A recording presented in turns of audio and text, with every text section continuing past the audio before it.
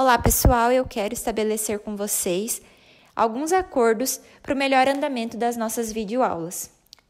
Eu gostaria que vocês tivessem o caderno junto com vocês e que vocês fossem pausando os vídeos na medida que eu for anotando as coisas nas folhas, para que vocês tenham um registro disso no caderno e em seguida eu quero que vocês me enviem uma foto, pode ser no meu WhatsApp, com o registro, com a foto do seu caderno, para que isso possa contar como nota de participação da aula.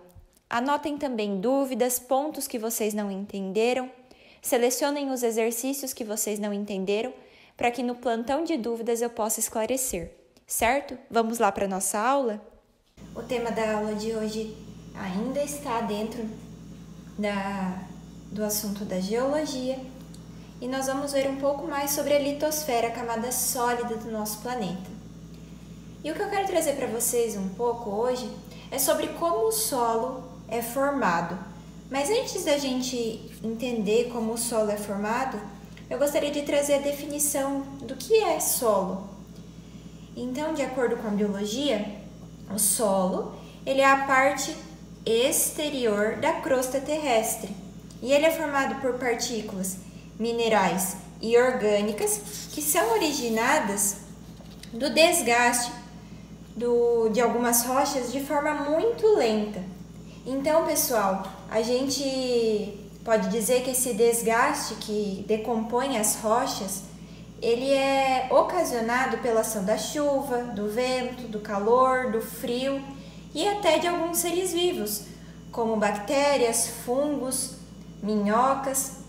E só para vocês terem ideia de como esse processo de desgaste para a formação do solo é um processo bem lento, para formar cerca de 1 centímetro de solo, levam cerca de 400 anos.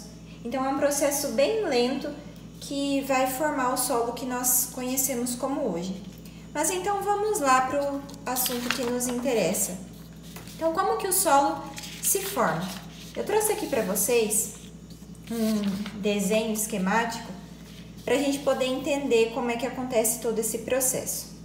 Então aqui no meu desenho eu fiz como se fosse um corte, numa região, e aí eu coloquei quais são as camadas que compõem o solo até que ele se forme como nós conhecemos. Então solo, que é aquele conceito que nós conhecemos, por exemplo, qual é o solo aqui de Palotina? É terra vermelha, terra roxa, que é apenas a camada mais superficial, que é a que nós mais utilizamos. Então, nós vamos ver que por baixo disso, se nós cavarmos, nós temos outras composições, outras camadas. Então, pessoal, todo solo, antes de se tornar solo, ele tem o que nós chamamos de rocha-mãe. Por definição, a rocha-mãe é a rocha que não sofreu nenhuma modificação e foi a rocha que deu origem àquele solo. Então, por exemplo, o solo aqui nosso, que é o solo terra roxa ou terra vermelha, ele tem uma rocha-mãe, certo? A segunda camada que nós temos do solo, depois da rocha-mãe, é o horizonte C. Então, nós vamos usar esses nomes de horizontes, que é a mesma coisa que camadas, mas dentro da geologia nós utilizamos o termo horizonte. Então, depois da rocha-mãe, nós temos o horizonte C, que é a zona de transição entre o solo, aqui em cima, e a rocha-mãe.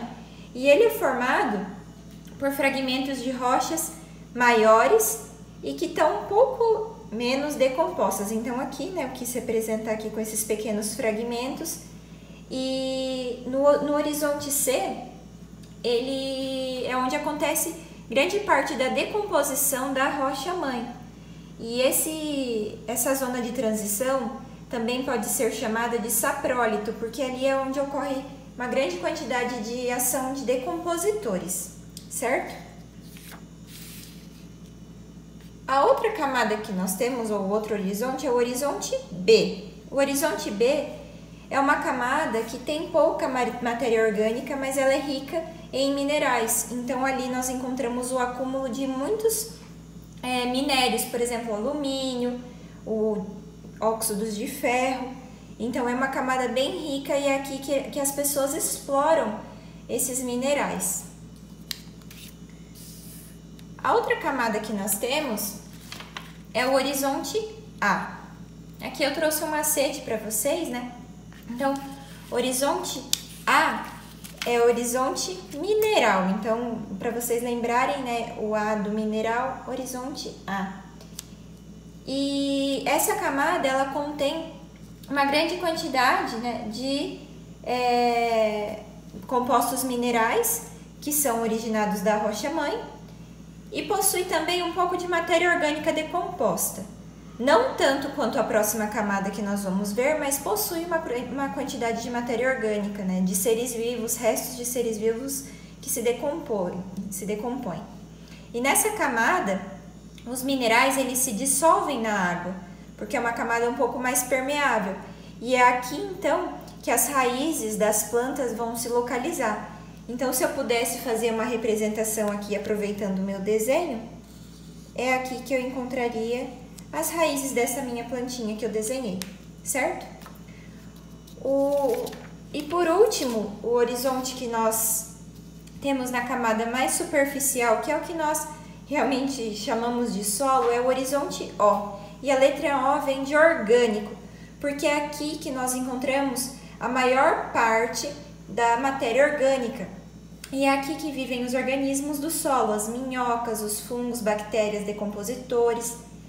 E ele é formado, grande parte, pela decomposição de materiais orgânicos animais e vegetais. Então, restos, né, animais que morrem, plantas, e vão deixando seus restos orgânicos nessa região, fazendo com que ele seja extremamente rico em nutrientes.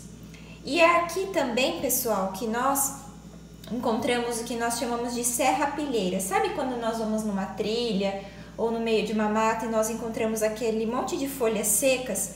Isso é chamado de serrapilheira, são restos, né, orgânicos de vegetais. E isso torna aquele solo muito nutritivo, certo? Espero que tenham entendido. Qualquer dúvida eu estou à disposição na Agenda Digital. Um abraço e até a próxima aula.